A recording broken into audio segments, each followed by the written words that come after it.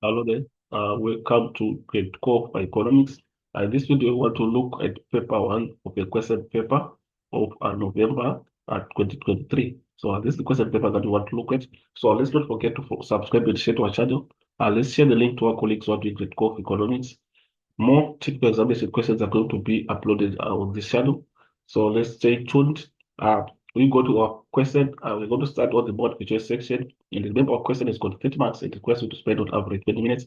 And also take note that this is a composite section, which is our section A. So on the first part of 1.1, various options are provided as possible answers to the following questions.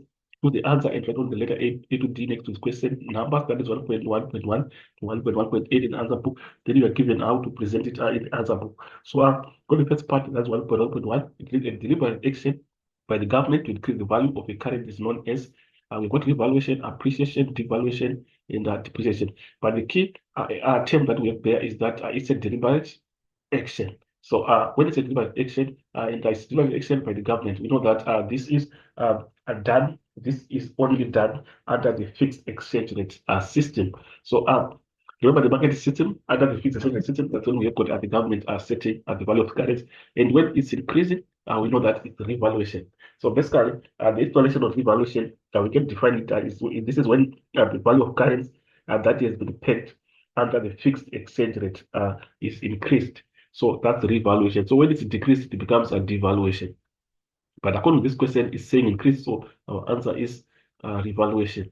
Remember, when we talk about now appreciation, it will be an increase in the value of the currency, but it's increasing due to the forces of supply and demand of foreign currency. Remember, at equilibrium point, that's where we're going to have the rate. When it is increased due to those effects, it's now appreciation. So that's the only difference that we have between revaluation and appreciation.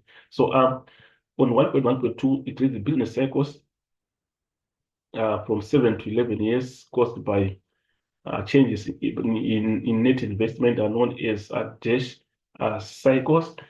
We have got Gasnet and we've got Contractive, a juggler, and the kitchen. But we know that according to the ones that we have, the correct that we have there is juggler. So we have juggler cycles. And we know that on juggler cycles, this is a fixed investment cycle of 7 to 11 years. So we have juggler as the correct response that we have.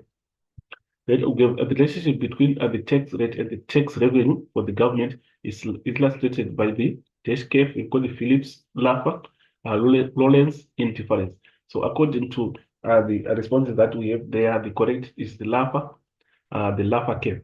But we know that the Laffer curve it shows the relationship between tax rates and revenue. And also we should take note that it assumes that no tax revenue is raised at extreme tax rates of 0% and 100%, meaning that, so what it means is that there is a tax rate between 0% and 100% that maximizes government tax revenue. So basically, that's the expression that we have in terms of Laffer curve. So correct response there is Laffer curve.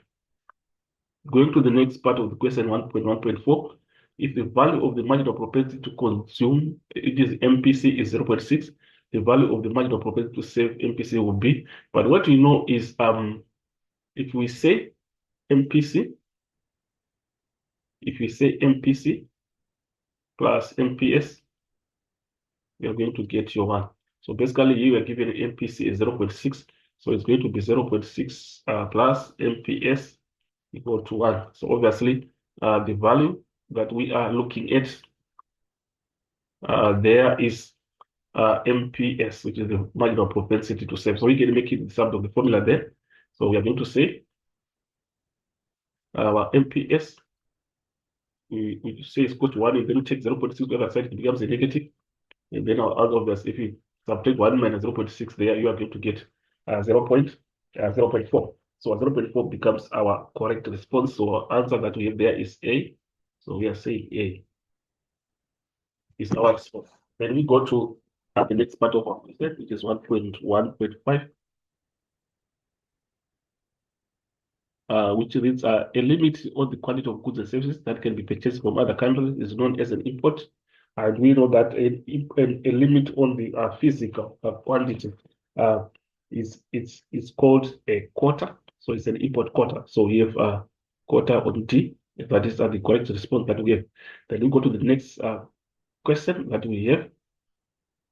We are now on 1.1.6, which reads a growth and development strategy that was intended to halve unemployment and poverty by 2014 was known as. So according to the responses that we have there, you would see that the correct response that we have is the Accelerated and Shared Growth Initiative for South Africa. Accelerated and Shared Growth Initiative for South Africa. And obviously, the explanation on the accelerated and shared growth initiative of South Africa is that we know that it was launched in 2006. It was to introduce policies or programs and interventions that would allow South African economy to grow enough to have poverty and unemployment. And this was between the period of 2004 and 2014. So basically, that's what we have in terms of the narration of the accelerated and shared growth initiative for South Africa. So we go to 1.1.7. The government's broad approach to industrialization is set out in the dash. We've got industrial policy action plan, B, strategic integrated projects, C, skills support program, D, national industrial policy framework. So the correct response that we have there it's going to be D, which is the national industrial policy framework. So we have got the national industrial policy framework, but this is the correct that we have, so we can just indicate D. So on our next question is 1.1.8. The increase in the population of cities and towns through the movement of people from rural areas is known as.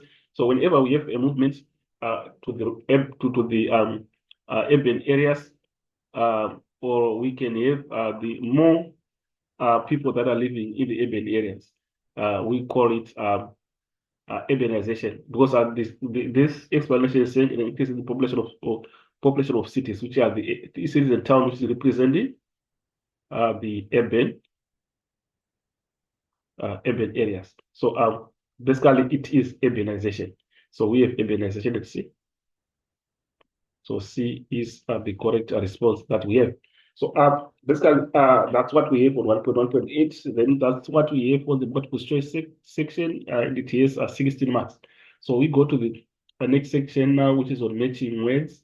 Choose a description from column B that matches the item in column A. Write only the letter A to I next to the question numbers. That is 1.2.12, 1.2.8 in the answer book. Then you are given the way you are supposed to present in the answer book. Let's take note. We have column A, we have column B. So on the first one is autonomous consumption. But the explanation that we have in terms of autonomous consumption is that this is an amount of money a consumer spends on necessities.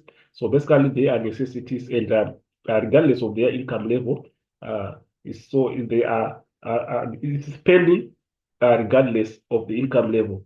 So it doesn't change based on income. For example, we have got food, and also we've got shelter. Those are the basics that are not affected by the level of income.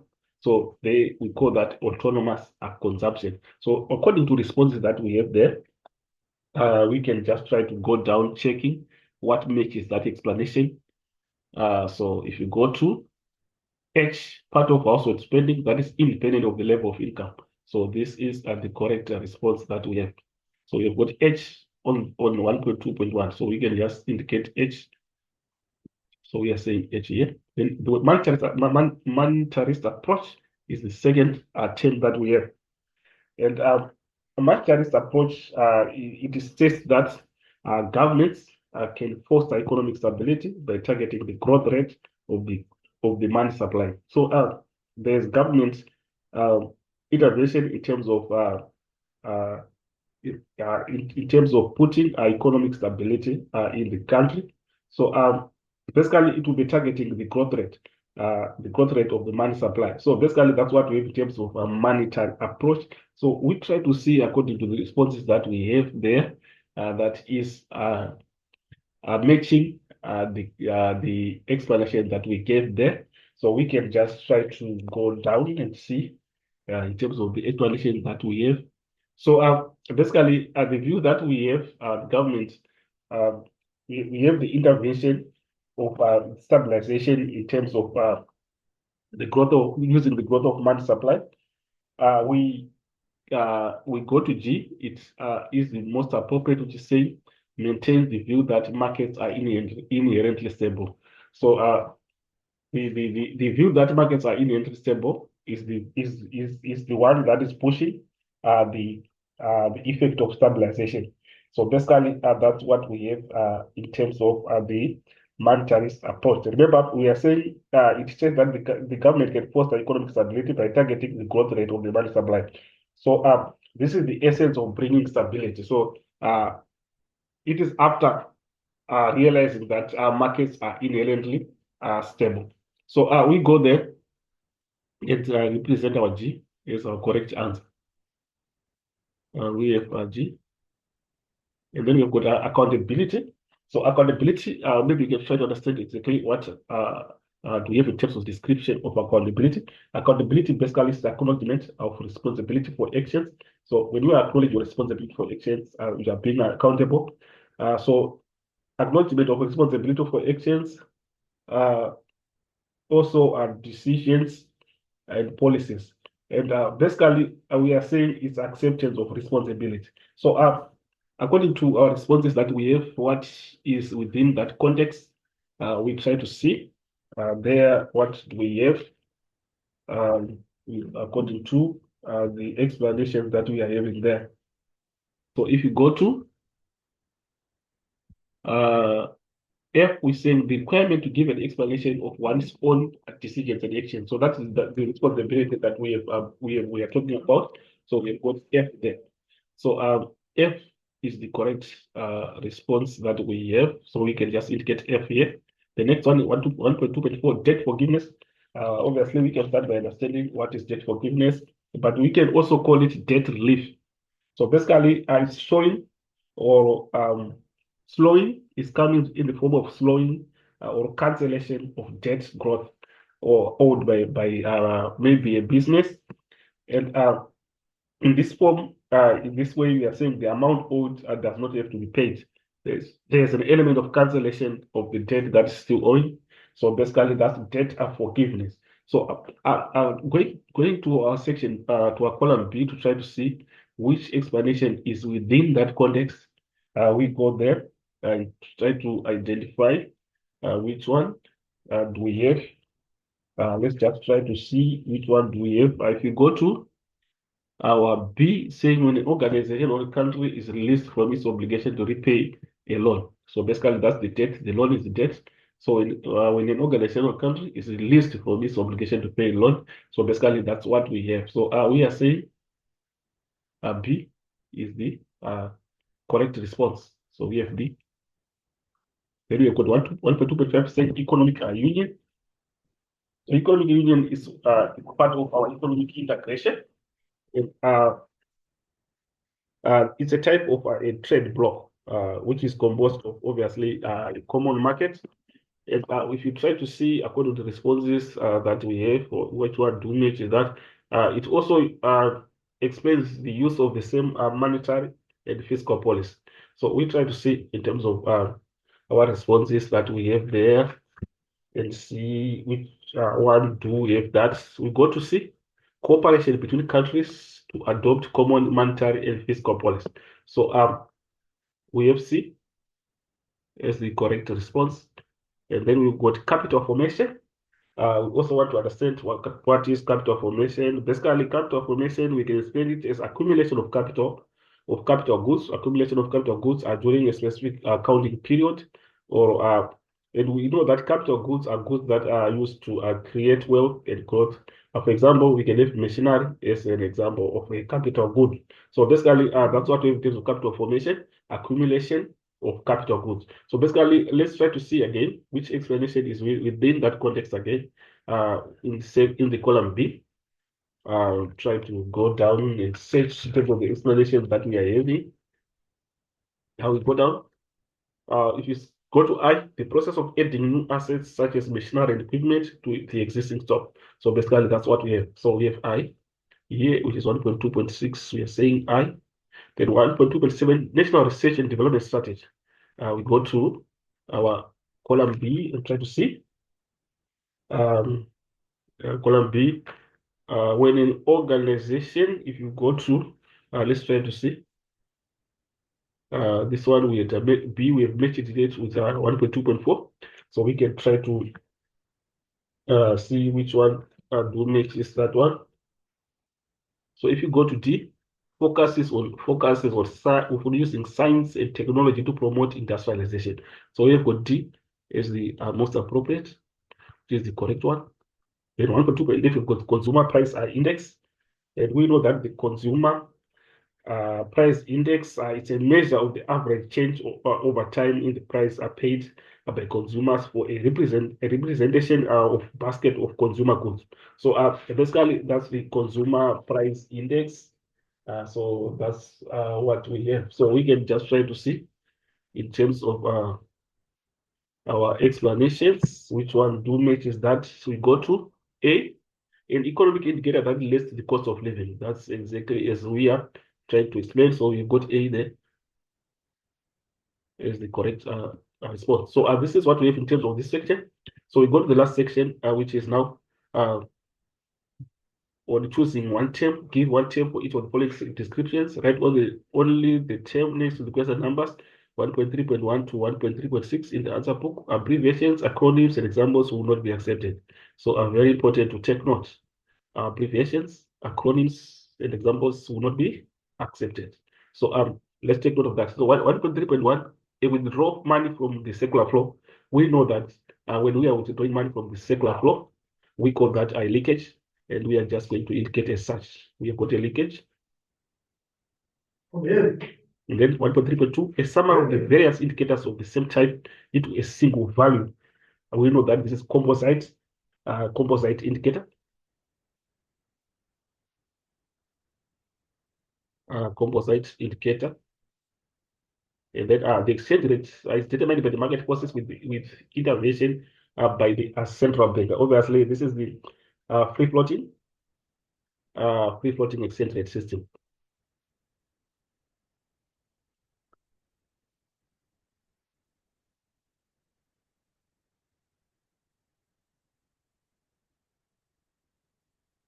Exactly. And then it's okay.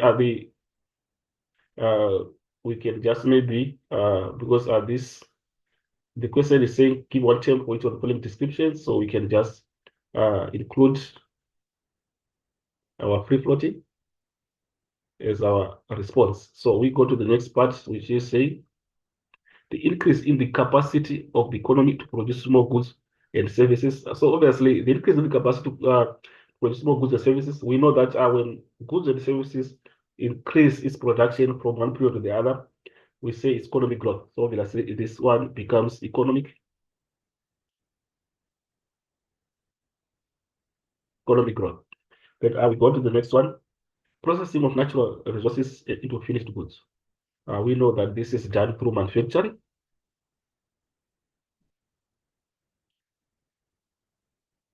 We have manufacturing.